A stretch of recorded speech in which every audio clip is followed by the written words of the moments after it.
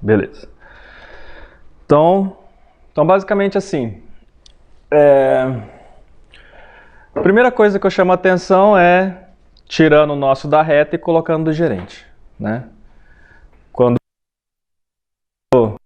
cara, não sei o que você vai fazer, mas já tem a data para você entregar. Quer isso? Tudo bem, a gente vai fazer. A gente vai fazer hora extra, a gente vai trabalhar, a gente vai entregar. Só que você sabe que provavelmente vai ter uns bugs que não passaria normalmente, né? Se você assume o risco, a gente segue a vida, porque a gente vai te sacrificar alguma coisa. Alguém falou, ó, cara, a gente tem ali as três, na pirâmide ele tem 3 métricas, né? Que é o tempo, custo e escopo. Aí eu falei, cara, em software você tem que incluir qualidade. E se você quer que o tempo seja o principal, os outros 3 a gente vai negociar. Se aceita negociar a qualidade? Se você aceita, a gente vai negociar. Não vai ser eu que vou dizer não. Então isso aqui é basicamente um puxão de orelha para gerente de projeto, Scrum Master, pessoal que acaba mexendo mais com prazo, que eles estão envolvidos na questão da performance da aplicação. E performance, talvez seja interessante a gente deixar definido o seguinte. Existe a performance que o cliente percebe, tá? Então ele pode ver que está lento, e tem a performance que nós que percebemos, porque está consumindo muito processador, está consumindo muita memória. Então você precisa ver o caso que você se adequa mais, tá? Depois eu vou tentar comentar alguns exemplos, mas em front-end hoje a gente fala de lazy loading, uma coisa que a gente falava só no back-end com o Hibernate, que é basicamente deixar para carregar alguma coisa só quando você precisa, né? Então é uma forma de você tornar a experiência do usuário mais interessante para que ele não perceba que está lento, apesar de que talvez esteja por debaixo dos panos, tá? Então não vou deixar definido que a performance que eu vou tratar é uma coisa ou outra, vou deixar aberto, justamente porque, de qualquer maneira, cai sobre nós qualquer coisa referente à performance. Não interessa se o cliente percebe ou se é a TI que está percebendo. Isso aqui é um tema que de vez em quando aparece, que é a questão do Dev, o Ops, né? A gente começa a falar de SEC. Quando hoje, por exemplo, eu trabalho numa empresa em que a gente faz software para a área cliente que está dentro da própria empresa, então não é um cliente externo. Então essa falta de comunicação entre áreas, quando a gente fala de Dev e Ops, ela acaba acontecendo em outras partes, né? Então, se eu estou desenvolvendo um software, eu preciso me comunicar com a área cliente, essa questão de você jogar para o outro lado e você esperar que ele se vire lá, acontece também com o cliente. Se você tem uma área que desenvolve software, você entrega para uma área de manutenção, mesmo estando na TI, a gente acaba tendo um problema de comunicação. E sempre que acontece esse problema de comunicação, de alguma forma a aplicação acaba sofrendo nessa questão de performance. Porque, por exemplo, quem vai receber o software, seja a área cliente, ou seja a área de sustentação, ou seja qualquer área, ele espera que esteja lindo, maravilhoso, né? É o que ele quer. Mas às vezes a gente acaba jogando o bastão para o outro lado, não tão bom, às vezes ou por deficiência técnica, ou às vezes por deficiência na gestão ali de prazo, custo, e a gente acaba sacrificando esses pontos. Então, talvez, se vocês esperavam que eu fosse criticar os devs, talvez, né, até pelo título, e depois que eu li eu falei, caralho, eu acho que alguém pode ir lá pensando que eu vou só meter o pau. Não é isso, tá? A ideia é justamente eu falar das diversas facetas que esse negócio de performance traz para nós, tá? Que não é só código. Nesse slide eu tento puxar um pouco para a linha de Lean, né? No Lean a gente tem uma história que é basicamente o seguinte: se você percebe que na sua linha de produção existe uma falha, é melhor você parar a linha de produção, resolver essa falha para depois continuar. Porque se você está numa linha de produção, você produziu uma peça com defeito. Quando vir a segunda, vai vir a segunda com defeito. Se você deixar todas as outras, vão continuar com defeito. Então talvez seja melhor você parar, resolver, para não ter desperdício na frente. Quando a gente fala de performance, para mim se encaixa muito bem. Por quê? Se eu tenho um código, ou seja lá qual for a situação, que promove uma perda de performance, ou porque ele gasta mais processador, porque ele gasta mais memória, ou porque está mal desenhado, tem encapsulamento, seja lá o que for, talvez seja melhor você dar uma parada, rever, dar uma solução para aquilo, para você ter uma performance melhor, e depois continuar. Porque aquilo pode permear pela aplicação. E quem sou eu? Bom, meu nome é Clayton, tá? Eu sou, como que eu vou dizer, mestiço japonês, acho que é o mais fácil para a região de Maringá para isso. E de curiosidade, o logo no meio seria o brasão da minha família japonesa, né? Se vocês assistem Naruto, todo mundo tem um brasão, esse é o da minha família. E na direita é o da minha família do lado português, se eu não me engano, que é Passos, né? E uma curiosidade do sobrenome Passos é que ele consta nos livros de história como sendo das famílias que envolvem os templários. Olha que massa. Bom, isso é só uma curiosidade, fica os contatos aí se vocês quiserem dar uma olhada, tá?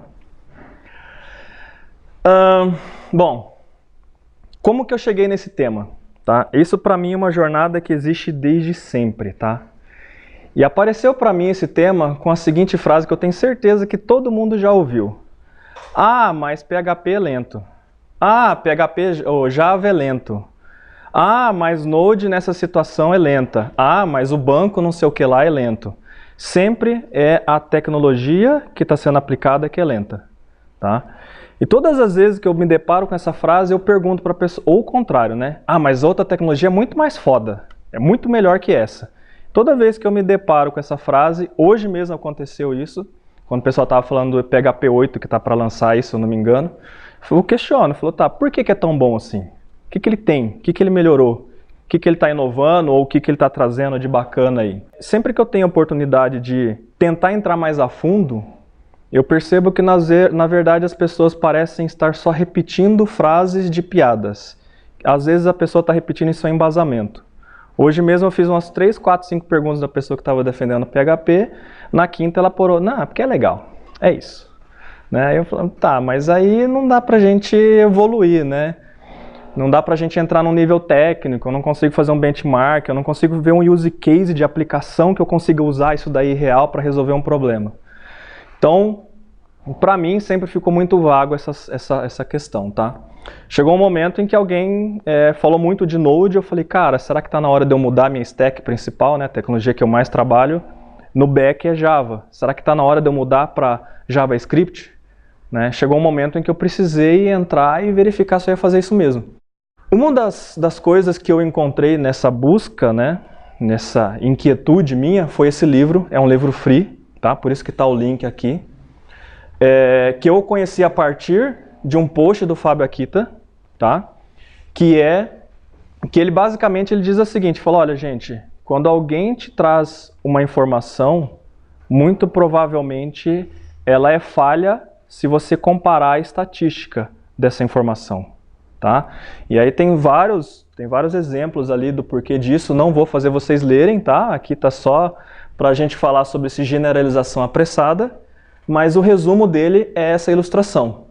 Tá? Você tem 2 personagens, cada um olhando para o seu quadrado, tá? Deixa eu sair da frente aqui. Cada um olhando para o seu quadrado aqui, e aí aqui o cara fala, olha, eu nunca vi comida quadrada, sempre que eu vejo é redonda, então todas as comidas são redondas. E do outro lado aqui, eu sempre vejo comidas eu nunca vi comidas que não tenham bordas retas, todas têm bordas retas, então não existe comida com borda redonda, né? Então, isso aqui para mim fica um convite de conhecer outras linguagens, conhecer outras plataformas, até para a gente conseguir comparar, tá? Eu, algum dia, me aventurei a entrar em Smalltalk, me aventurei a entrar no Node, tá? Justamente para saber por que os caras estão falando que é tão bom assim. Né? No passado, eu programei em PHP, me aventurei em voltar para tentar ver o que tem de bom lá. Tá? Justamente por quê? Para não só ficar nesse negócio de ficar olhando o meu mundinho, tá? Para ver por que os caras estão elogiando tanto. Não sei se eu passo aqui, mas vou tentar. Vamos ver se vai passar. Que é uma outra forma de ver a mesma informação Vamos ver se vai passar. Só que com ponto de vista diferente, tá? Em 1995, a cidade de Pittsburgh, na Pensilvânia, presenciou um dos roubos mais bizarros de todos os tempos. Um homem roubou 2 bancos consecutivos sem usar nenhuma máscara para esconder seu rosto em plena luz do dia. As câmeras de segurança captaram seu rosto e por isso a polícia o encontrou facilmente. Seu nome era MacArthur Wheeler. Ao ser preso, ao invés de se julgar inocente, MacArthur estava desacreditado no que tinha acontecido ao dizer: "Mas eu usei o suco." No interrogatório, MacArthur disse aos policiais que jogou suco de limão em sua cara, acreditando que isso o faria invisível para as câmeras. E aí ficou explicado por que não usou nenhuma máscara. A polícia, também desacreditada, o testou para drogas e álcool, mas os resultados foram negativos. A conclusão foi que ele não era louco, mas apenas estava incrivelmente errado quanto às propriedades de invisibilidade do limão. Parece só um louco isolado, certo? Mas não é. Os psicólogos sociais Justin Kruger e David Dunning investigaram esse caso e, após estudos com diversos grupos, descobriram que todos nós dividimos o mesmo comportamento do MacArthur em várias outras áreas de conhecimento. Não só somos imprecisos em avaliar a extensão de nossos conhecimentos e habilidades, como frequentemente superestimamos o quanto sabemos. E agora eu vou mostrar isso. Em um estudo, 32% dos engenheiros de uma empresa e 42% dos engenheiros em outra empresa consideraram-se entre os 5% com o melhor desempenho de toda a equipe, algo matematicamente impossível. Em outro estudo, 88% dos motoristas americanos consideraram suas habilidades como acima da média, ou seja, melhores que 50% dos motoristas, algo também impossível. E isso é o que ficou chamado como efeito Dunning-Kruger. E o mais interessante é que, conforme esse gráfico que explica o fenômeno, pessoas com menor nível de habilidade e conhecimento têm os maiores níveis de confiança em sua autoavaliação, quase tão altas quanto reais experts especialistas no campo. E isso se repete em todo lugar e ninguém está salvo. Áreas como matemática, xadrez, gramática, segurança de armas, conhecimento médico e muitas outras. Bom, esse vídeo eu coloquei para mostrar para vocês assim, que esse tipo de informação de que se você tem uma impressão de que algo é de uma forma, talvez você deva tirar alguma estatística, não vem só de um lugar, tá? Tem vários lugares que trazem esse mesmo recado de forma diferente. E isso é uma das coisas que sempre me intrigou, que quando eu comecei a estudar TI, eu sempre vi a palavra ciência da computação. E recentemente eu ouvi a palavra cadê a ciência nas pessoas que trabalham com computação, né? Parece que muitas vezes a gente está repetindo as coisas sem buscar um fundo científico, e às vezes eu vejo que às vezes falta um negócio que eu particularmente achava chato pra caralho na faculdade, que era a tal da metodologia científica. Depois que eu saí da faculdade é que eu fui entender o quanto aquilo seria importante para mim depois da faculdade, tá? Que é justamente eu entender como foi feito um estudo, de onde o cara tirou aquela amostra, quem que é o público, como que o cara controlou as variáveis do ambiente para que aquilo fosse seguro, tá?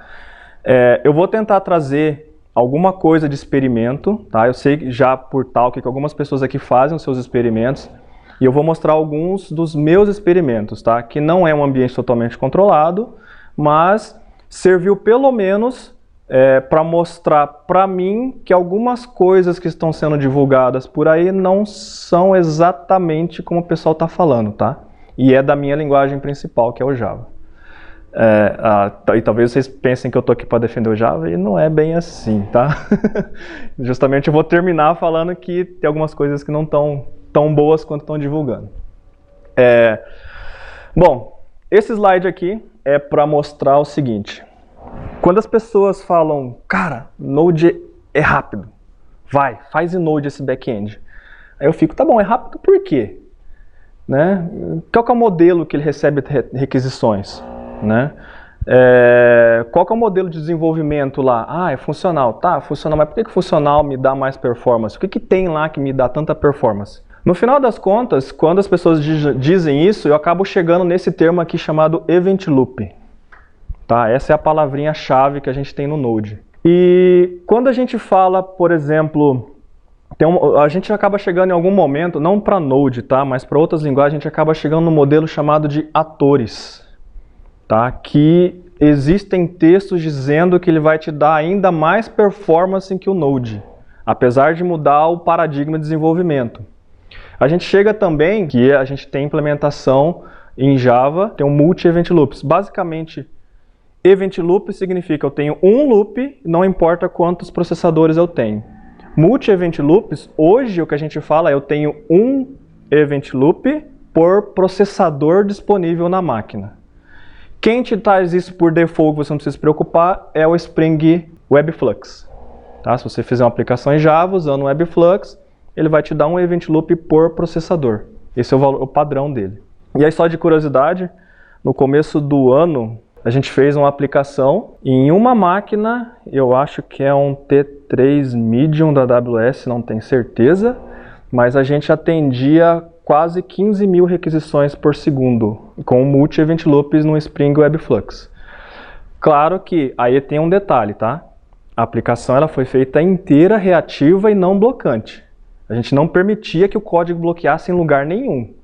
Nem APIs que a gente usava, a gente entrava dentro da API para ver se tinha alguma thread sendo bloqueada. Se tivesse, a gente arrancava a API e fazia na mão, para não deixar a thread bloquear. Então, não importa se você adotou uma tecnologia de event loop, multi-event loop ou de atores, qualquer uma dessas três, se você deixar sua thread bloquear. Tá? E thread bloquear eu quero dizer colocar um sleep lá no meio, ou fazer uma conexão com o banco e ficar esperando o banco retornar para depois você conseguir seguir o processamento. Tá? Então, precisa ter um traquejo enquanto desenvolvedor para ganhar performance. E aí eu puxo para o lado do desenvolvedor, que aí é um pouco culpa nossa deixar a aplicação lenta porque a gente deixou bloquear a thread, tá? Ou fazer a thread ficar esperando. Bom, modelo bloqueante, não bloqueante, reativo. Aqui. Programação funcional, orientada a objetos e immutable com essas duas. Para mim hoje é até difícil falar sobre orientação a objetos, porque o programador que programa em Java, ele escreve código de um jeito que é específico do Java. Por exemplo, se você for em Ruby, não existe dateUtils, não existe stringUtils, não existe em Ruby. Tem alguém que trabalha com Smalltalk? Não, né? Enfim, Smalltalk não tem stringUtils, não existe isso. Isso é uma coisa de Java que nasceu porque a gente tem um tipo primitivo lá dentro. Muitas vezes falar sobre orientação a objetos é difícil para com quem programa em Java, porque o cara aprende a programar em controller, service e repository. Isso para ele é orientação a objetos. Quando eu chego numa entidade persistente, eu falo, cara, cadê o comportamento da entidade que veio do banco? Eu falo, não, essa entidade aqui, ela representa o banco de dados, ela não tem comportamento. Como assim não tem comportamento? Não é orientado a objetos? Não, o comportamento está na regra de negócio. Tá, onde é que está a regra de negócio? Está no service. Não, mas isso aqui é uma camada de serviço, né? Não é uma camada de comportamento de negócio. Enfim, fica até difícil hoje falar sobre orientação a objetos hoje em dia com quem só programa em Java. Então fica aí o meu convite para vocês aprenderem outras linguagens, para a gente conhecer outros paradigmas. Uma linguagem que eu recomendo para todo programador Java é Ruby. Cara, você não precisa ser foda na linguagem. Aprende como que os caras fazem lá, qual é o estilo de código, como que os caras organizam aquilo ali. Tem um negócio lá chamado Active Record no Ruby. Cara, em Java a gente faz o quê? A gente instancia um repository, pega a nossa classe, sei lá, pessoa, passa a pessoa para o repository para ele salvar. Então fica repository.save recebendo o objeto pessoa, salva no banco. Isso é o que a gente faz em Java. Em Ruby, eu instancio pessoa e no objeto pessoa eu coloco .save. Acabou. Porque eu já sei que eu vou salvar a pessoa. O objeto tem comportamento. Eu não crio uma camada para dar comportamento. E isso, se você pensar no nível de orientação a objetos, parece, pelo menos para mim, faz muito mais sentido. Que é dar comportamento para as classes, tá? E isso trazendo para a performance, a gente vê que em Java a gente cria uma stack de classes grande e a gente aprendeu que isso é legal. Só que se a gente chegar na raiz, isso vem do JEE 1 ponto sei lá o que basicamente estava falando de JB1, não era nem JB3, tá? E aí depois eu vou puxar um gancho nisso lá para frente para vocês verem como que isso era um meio de contornar uma tecnologia verbosa que inclusive culminou no nascimento do Spring. Eu não sei se vocês sabem, mas quando o Spring nasceu para dizer para a Sun, ó Sun, vocês fizeram cagada. É assim que vocês deviam fazer. Aí nasceu o Spring. Nasceu a injeção de dependência do Spring. Inclusive eles foram palestrar dentro do Java 1 para mostrar para a galera da própria Sun. Falou, cara, é assim que vocês deveriam ter feito. O EJB que a gente tem no Java hoje é muito influenciado pelo Spring justamente em função desse nascimento dessas tecnologias que nasceram com Spring, tá? Reflection, tempo de execução versus geração de código. Isso é uma coisa que a gente está voltando a viver em Java hoje, tá? Eu não sei se o pessoal, talvez o nosso amigo Everton lembre, que na época do Hibernate 2, existiam muitos textos dizendo assim, o que é melhor? Eu usar reflection no Java. Para quem não conhece, você pega uma classe, você manipula essa classe em tempo de execução, e manipular significa descobrir quais métodos ele tem, descobrir quais atributos ele tem, qual é o tipo desses atributos, e às vezes até pegar o bytecode dele compilado e criar métodos lá dentro, em execução. Tá? E reflection, então você tem isso de um lado, e do outro lado, em contrapartida, tem a geração de código. Que na época lá do Hibernate 2, a gente usava um negócio chamado Xdoclet, que é o pai das annotations em Java hoje. Foi graças a ele que a gente tem as annotations. Mas a ideia do Xdoclet era, eu leio o código Java, no momento da compilação, gero mais código para o desenvolvedor não ter que programar aquilo, e para não ter que usar reflection. As duas coisas resolvem o mesmo problema, só que de forma diferente. Por que reflection se tornou tão boa nessa época? Primeiro, a gente não fazia microserviço, a gente fazia monolito. E fazendo monolito, fazia muito sentido eu esperar um pouco mais para a aplicação subir, mas quando ela subir, ela precisa aguentar muita requisição e responder rápido.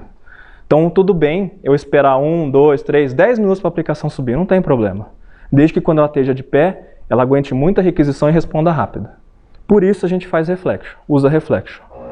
Quando a gente vem para o mundo de microserviço, eu pago por segundo de processamento, por memória.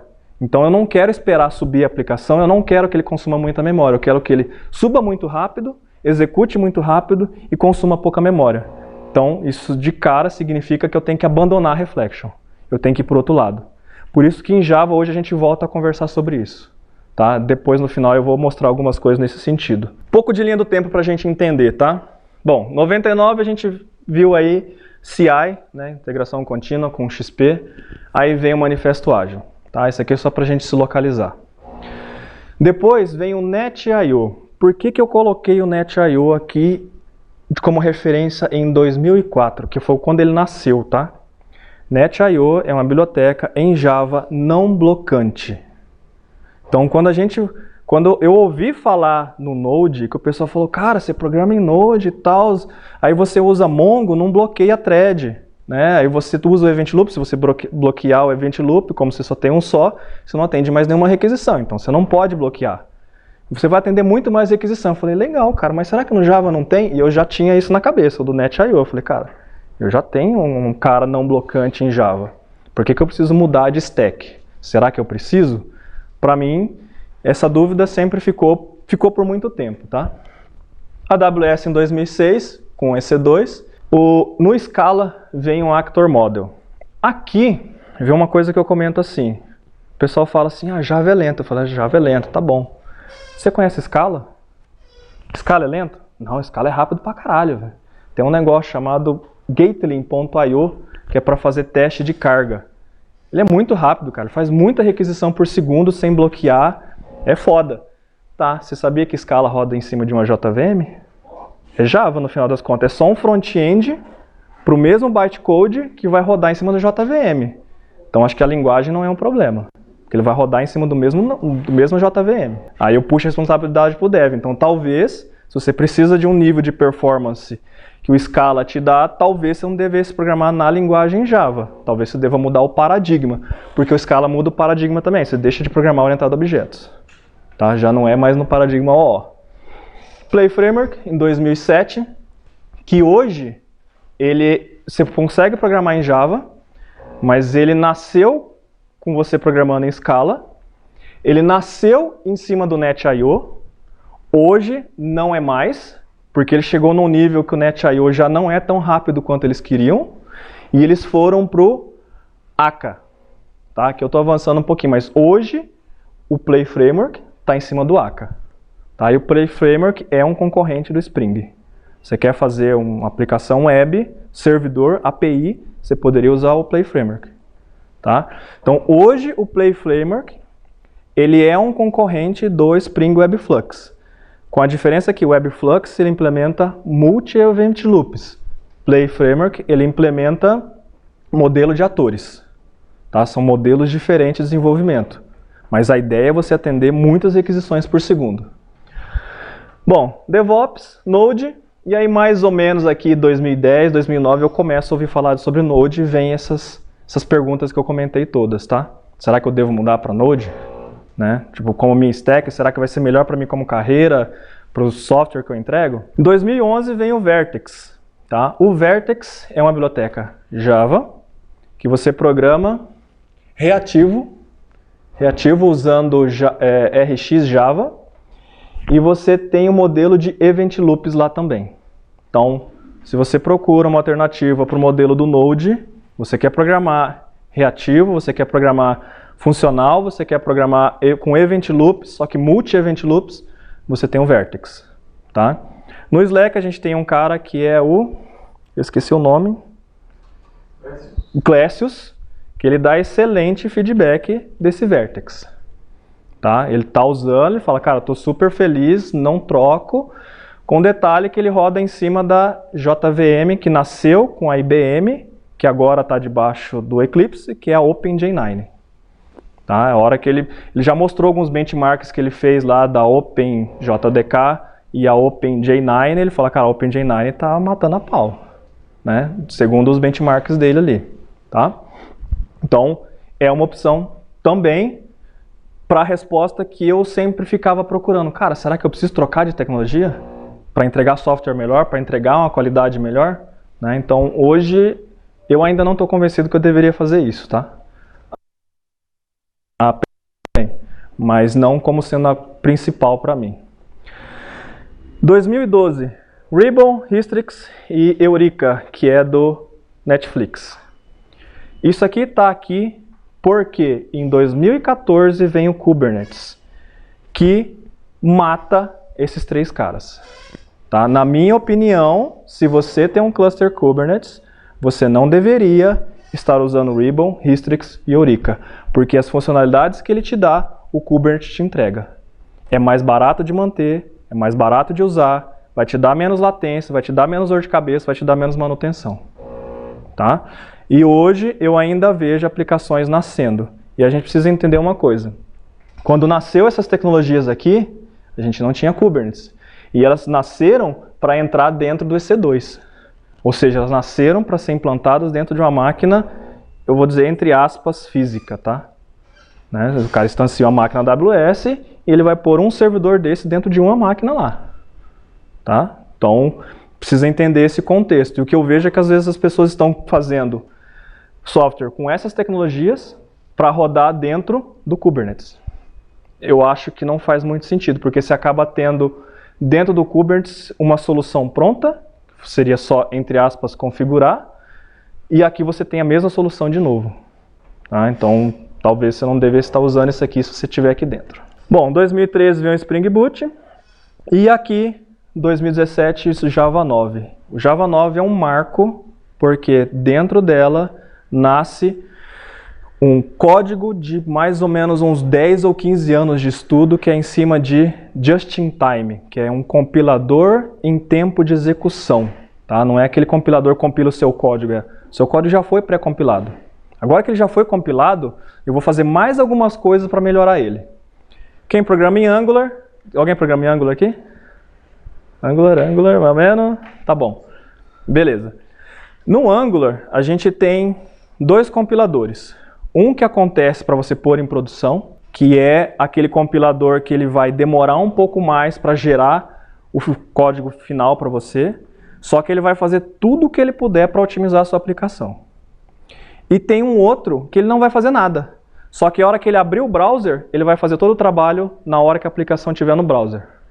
Tá? Esse do browser é o just-in-time, então ele compila durante a execução. O segundo é o que a gente chama de AOT, Ahead of Time, quer dizer, eu compilo antes de usar. No Java 9, nasce o Graal, não é Graal VM, tá? O Graal é esse just-in-time feito em Java, não é mais feito em C, para compilar o seu código em tempo de execução. Ele não vem habilitado por default até hoje. Se você quiser, você precisa ir lá passar um parâmetro para executar. E é isso que eu vou mostrar para vocês depois, tá? Bom, o que a Oracle, quando ela comprou a ação, ela viu? Falou, cara, eu tenho um produto aqui. Eu tenho uma JVM feita em C, difícil de otimizar, porque eu tenho aqui anos de código de pessoas trabalhando em cima dele em C. Eu tenho um negócio modular, feito em Java para compilar Java. Eu posso tirar esse pedaço daqui e criar uma outra VM, que eles chamaram de Graal VM. Detalhe, a Graal... Detalhe, a Graal VM, ela abre mão do Reflection. Lembra que eu comentei que lá atrás, no Hibernate 2, a gente falava sobre Reflection, geração de código? Graal VM não tem Reflection. Então, se você pôr uma biblioteca que usa Reflection lá, vai dar problema. Tem como dizer para ele alguma coisa para ele rodar? Tem, mas aí você está abrindo mão da principal característica da performance para ele, tá? Com isso, abriu também uma outra oportunidade. A oportunidade de, entre aspas, tá? Criar uma stack de desenvolvimento inteira para resolver problemas de software, para rodar em cima da Graal VM. Então pensa em refazer todo o Hibernate, refazer todo o Spring, refazer toda a API que gera JSON, XML, tudo que usa Reflection, você refaz do zero, para não usar Reflection. Esse é o projeto Quarkus, encabeçado pela Red Hat, agora comprado pela IBM. Tá? O projeto Quarkus, se vocês entrarem lá, vocês vão achar tudo que vocês precisarem para desenvolver pelo menos 80% do software. A maioria dos problemas estão resolvidos lá dentro. Acessa banco relacional, não relacional, fazer JSON, fazer XML. Eu só não vi GraphQL lá dentro. Tá? Isso eu não vi. Modelo de Event Loop está lá dentro pelo Vertex. Modelo do Spring Boot está lá também, o modelo de threads. Tem o modelo do MicroProfile também lá dentro, pronto, portado, é só usar. Não é o único, tá? Tem, deixa eu ver se passa aqui. Tem outros, tá? Tem concorrentes do Quarkus. Eu falo do Quarkus porque é o cara que eu arriscaria, tá? Isso aqui é para deixar a mensagem que... e aí eu tento puxar um pouco para GP e Scrum Master, tá? Se o Scrum Master aperta e fala, cara, prazo, precisa atender no prazo. O que a gente consegue fazer? A gente vai escolher a tecnologia mais confortável que nos permita entregar software mais rápido. Normalmente a tecnologia mais confortável também é a mais lenta do ponto de vista de vai consumir mais memória, vai consumir mais processador. Tá? Isso na prática em Java eu estou falando que eu vou usar Spring, vou usar Hibernate, vou usar um cara lá para fazer mapeamento da entidade para um DTO usando Reflection. Tá? Então, é cômodo, eu escrevo talvez um pouco menos código, mas eu vou perder performance. Tá? Isso às vezes precisa ficar claro, porque às vezes o cliente quer que a aplicação seja muito rápida. Você precisa deixar claro para ele, cara, com esse prazo não vai ficar rápido. Eu te entrego o produto, ele vai funcionar, mas a performance não vai ser tão boa e você vai perceber. Tá? E para não dizer que eu falo só do Java, né, isso aqui é um código feito em RX, RX JavaScript, RxJS, que é um Hadouken, ali em cima, tá? Que é um código que você deveria evitar em qualquer linguagem. Não interessa a linguagem que você está escrevendo, você deveria evitar um código que se pareça com isso daqui, tá? Eu tento falar normalmente, mas código tem uma característica, né? Acho que todo mundo deve ter um sentimento assim, cara, esse código aqui eu sei de quem que é. Só de você bater o olho na formatação. Né? É como se fosse um texto jornalístico, né? O nosso amigo ali, talvez ele concorde comigo que quando eu olho um texto bem formatado, eu vejo parágrafos mais ou menos do mesmo tamanho, né? Indentação, vírgula, pontuação, elas têm mais ou menos o mesmo formato e tem uma estética, um texto bem feito. O código ele acaba entrando nisso. Quando eu vejo isso aqui, eu percebo uma estética não muito legal. Apesar de resolver o problema, os dois resolvem o mesmo problema. Esse aqui resolve uma estética diferente. Ele é mais quadradinho, tá? Com detalhe que aqui eu consigo dar performance para aplicação fácil. Aqui em cima não. Aqui embaixo eu consigo usar um negócio que tem no JavaScript que chama Memoize, ou Memoize, não sei qual que é a pronúncia. E no back-end a gente chama isso de cache de método. Que é basicamente assim, entrou uma informação como parâmetro, eu retorno um valor. Se eu jogar outra informação aqui dentro, outro objeto, mas ele é a mesma coisa, eu nem processo ele, eu só retorno. Eu acabei de retornar essa informação, só retorno, não vou processar nada, só volta. Tá? Então isso me dá performance para a aplicação. Sendo que aqui em cima, talvez não dê ou talvez seja difícil de fazer. Aqui fica mais fácil. Tá? Então, o cuidado com o código provavelmente vai te dar oportunidades. Isso em qualquer linguagem, tá? Não importa ela. Esse pipe é relativamente novo. Ele não tinha no Rx JavaScript antigo. No Java acho que nem tem o pipe, o operador pipe, mas no JavaScript tem. É bem legal. Isso aqui é um log de Spring. E o que eu quero mostrar para vocês em amarelo é, no momento em que a aplicação está subindo, ele está manipulando o seu código e gerando coisas para você. Provavelmente, isso aqui está fazendo a sua aplicação demorar para subir. Imagina eu retirar isso daqui do momento em que a aplicação sobe. Tá? Se eu removo isso, a aplicação sobe mais rápido. Se você está no ambiente de cloud, você vai pagar mais barato. Tá? Aqui é uma outra situação já nos repositories. Né? Ele está gerando bytecode em tempo de runtime, ou seja, a aplicação está subindo e ele já está gerando lá. Você só não está vendo. E detalhe, conforme ele gera, ele precisa guardar isso em algum lugar. Vai ficar em memória. Então está gerando, está demorando para subir e vai ser guardado em memória para usar depois. Tá? Isso é o Spring atual. Quem faz esse tipo de coisa é esse tipo de biblioteca, tá? Essa ByteBuddy é atual no Spring que é usado, mas já foi usado em outras bibliotecas, tá? O Spring não é o único, mas tem essas outras listinhas aqui na direita, JavaSys, CGlib, tá? Esse ByteBuddy que é desse print aqui que eu tirei. A gente tem várias bibliotecas que nos ajudam a manipular o bytecode. Tá? E manipular o bytecode eu quero dizer criar método dentro de uma classe que não tem um método específico lá dentro. Tá?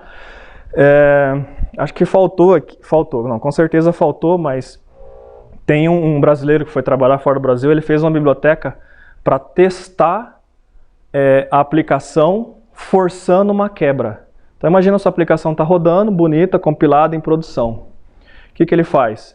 Ele executa um código, ele entra na aplicação, o código dele entra na aplicação e cria um throw exception num ponto do método. Em tempo de execução. Ele lança uma exceção lá dentro, sem ter que compilar a classe. Aí o usuário usa, vai pegar a exceção e ele quer ver o que acontece. Simplesmente, sem compilar a classe. Tá? Esse tipo de coisa é possível no Java. Tá? Claro que isso gera uma certa lentidão. Tá? É possível, mas não é tão recomendável no ambiente microserviço. Então, tudo isso fica essa mensagem. O que pode ser AOT não deveria ser JIT. AOT é compilar antes e JIT é compilar durante a execução.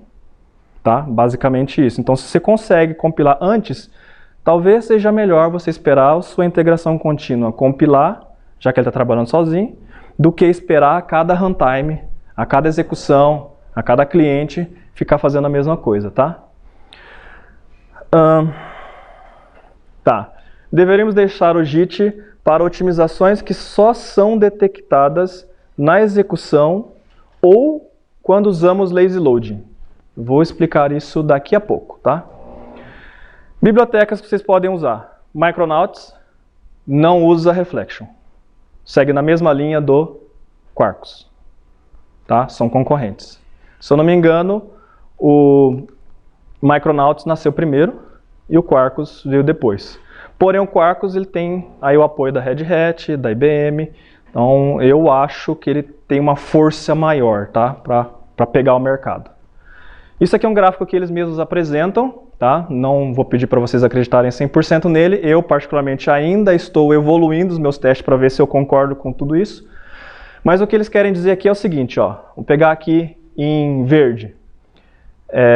Em verde? Pode ser em verde.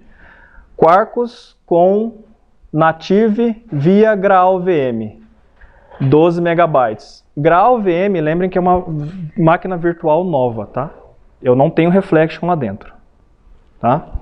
Depois Quarkus com JVM, a OpenJDK. Aí ele me dá um número de 73.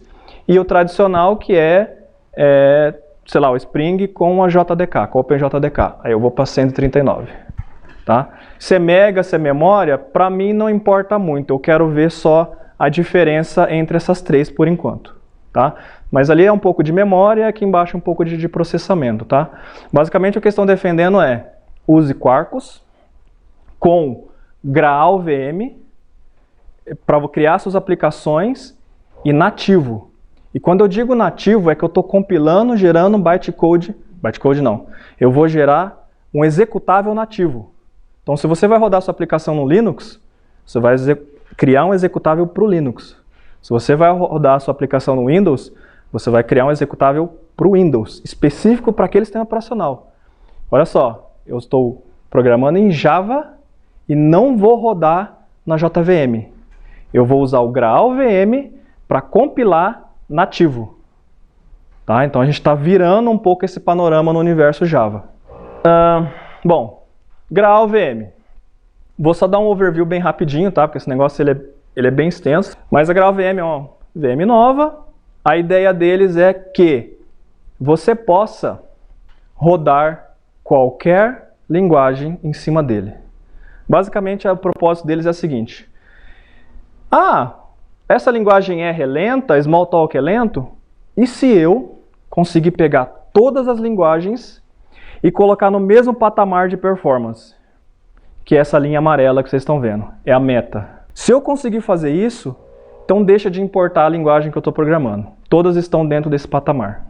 Isso é o que o GraalVM faz. Então, qualquer linguagem que você programa hoje, você compila, gera um bytecode Java e roda dentro da GraalVM. Talvez vocês estejam pensando o seguinte, tá, mas você falou que GraalVM compila nativo e agora você está falando que eu vou criar um bytecode. São coisas diferentes. Sim, são. Eu posso fazer as duas com GraalVM. Eu crio um bytecode Java e rodo ele em cima da GraalVM. Eu posso pegar esse mesmo bytecode Java e gerar nativo. Posso fazer as duas coisas.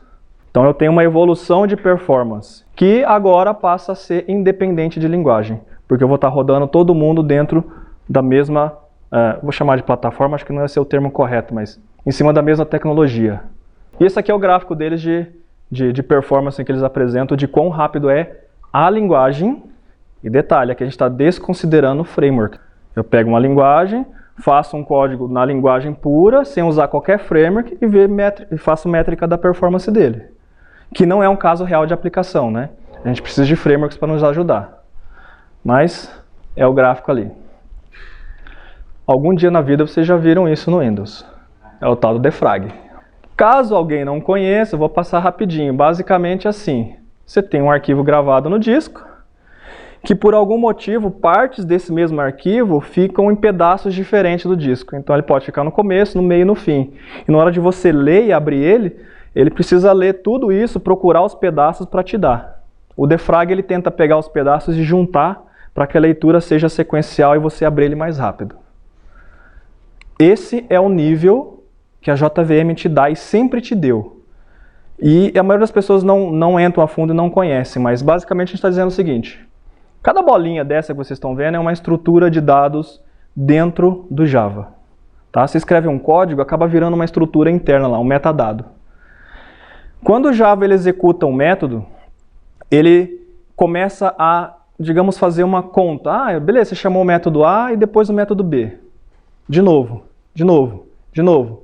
Aí ele começa a falar, cara, você está executando isso tantas vezes que eu vou pegar o método B nessa estrutura de árvore e vou deixar eles próximos. Por que eu vou deixar eles próximos? Para mim ter uma execução mais rápida. É por isso que, muitas vezes, quando você está executando alguma coisa, na primeira execução ele é um pouco mais lenta.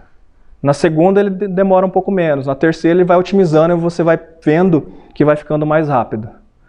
Só que isso acontece em tempo de execução. Tá? Então as primeiras execuções vão demorar um pouco mais, porque vai consumir um pouco mais de processador, vai consumir um pouco mais de memória. Esse é um case que eu busquei, que já tem um certo tempo. Esse cara é BR, depois eu vou deixar o link para vocês. Essa talk está na Infoquê, palestra em português, do cara falando do Twitter. Quando eles migraram do Ruby para Java, e eles anunciaram coisas do tipo assim: ganhamos 13% de performance usando o Graal. E aí você pensa no nível do Twitter, quantidade de requisições que eles recebem, 13% é tipo milhões em dinheiro economizado. Esse cara, BR, Flávio Brasil, é um cara que está trabalhando exclusivamente para criar otimizações de performance no Graal, para deixar ele mais rápido. Talk em português, recomendo muito. Bom, desde o Java 9 a gente tem então o Graal. Esses aqui são alguns parâmetros que eu vou deixar para vocês depois, não precisam decorar, né? Depois eu compartilho ali, que é justamente para você ligar ou desligar esse Graal e fazer testes. O que eu fiz? Eu ia executar na hora, mas eu falei, não vou correr o risco de dar errado, vou levar só os slides, tá? Mas eu bati print lá antes de vir para cá. Aqui eu tô com a OpenJDK 11 no Linux. E a primeira execução é a execução de um código Java simples que só conta quantas letras maiúsculas tem na string, só isso. E o número que a gente deve olhar é esse total só, tá? Entre parênteses. Eu vou arredondar e vou olhar só o primeiro número 7 ali. Tem ali 7.480, eu vou falar só do 7 para simplificar. Então a primeira execução é a execução que todo mundo conhece. Java, a classe compilada, a string que é o parâmetro, e vamos ver que tempo que dá. Deu um tempo de 7. Embaixo eu liguei o Graal. No Java 11, que não vem habilitado por default. Eu caí para 4. Eu ganhei uma performance. Mesma JDK. Não troquei ela. Eu só liguei o Graal, saí do 7 e caí para 4. Beleza? Mesmo código, detalhe. Aqui, se você me perguntar, tem reflection? Tem. É OpenJDK. Então eu poderia pôr Spring e ligar isso daqui. Tranquilo. Vai rodar. Então, se vocês têm uma aplicação Java, façam um teste. Se você estiver acima do Java 9, liga, roda a aplicação e vê se ganha alguma performance. Acha um jeito de medir. Acredito eu que deve ser bem seguro. Acho, né? Nos meus experimentos não tive problema nenhum. O próximo, aí eu troco. Eu vou para o Graal VM, tá? É uma implementação do Graal VM na versão 19.3, compatível com a 11.05, OpenJDK 11.05. Então eu estou compatível com a mesma JDK que eu mostrei antes. Aqui eu não tenho reflection. Tá? Então se eu pôr algum framework para rodar que tem reflection, vai dar problema. Mas esse código aqui é só um código de 20 linhas ali, não tem reflection, não tem nada. Então, o anterior, primeiro era 7, 4, agora eu caí para 3. Só troquei a JDK. Tá? E aqui, por padrão, eu não preciso ligar ele, porque já é ele. Aí, para comparar, os três. Primeiro, 7, segundo, 4 e o último 1. Eu acho que aqui eu devia estar executando alguma coisa na máquina. Provavelmente. Aí ele consumiu e aqui eu devia estar parado. Mas enfim, esse cara aqui é Graal VM também. Tá? O que eu quero mostrar para vocês existe um ganho de performance quando eu vou para o Graal.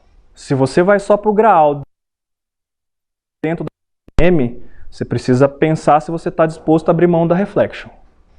Tá? E abrir mão da Reflection num software corporativo, muito provavelmente vai te levar ao Quarkus. E um sistema que talvez precise, por exemplo, de BFF, eu não sei se vocês conhecem esse termo, que é o Back-end to Front-end, né? Fazer um back-end específico para o front, que provavelmente vai te levar a algumas otimizações no JSON. Talvez não esteja tão maduro para isso, mas para a maioria das aplicações que não se importam com isso, que é só RESTful sem GraphQL, ele vai resolver. Bom, é isso. E aqui eu compilei o mesmo código para nativo. E aqui é onde eu mostro que talvez o nativo não seja tão bom. Que o último, a gente começou em 7, foi para... Isso, foi para... Exatamente, foi para 32. A execução ficou muito pior no nativo. Mas aí, eu vou chamar a atenção. Volta pro... Enfim, eu queria voltar para aquele slide do defrag. Tá? Que a gente precisa lembrar o seguinte. Em tempo de execução, existem otimizações que acontecem. Quando eu estou nativo, eu perdi isso daqui. Então eu acho que não é todas as situações que o nativo está nos dando ganho de performance. Tá? Existem situações que a gente vai ganhar sim. Provavelmente a maioria delas. Ali eu tenho um processamento de string que a gente sabe que é lento. Só que aí eu fico pensando comigo, numa aplicação real, quantas vezes eu faço processamento de string? São poucas. A maioria talvez tenha conta matemática, a gente tem biblioteca especializada para isso. Então, talvez seja bom se eu for pensar numa aplicação real. Tá? Mas ainda assim fico alerta que eu pelo menos rodaria a aplicação usando o Graal com o JDK, tentaria tirar alguma métrica dele, para depois dar um passo para o nativo e metrificar de novo, ver se eu ganhei performance novamente.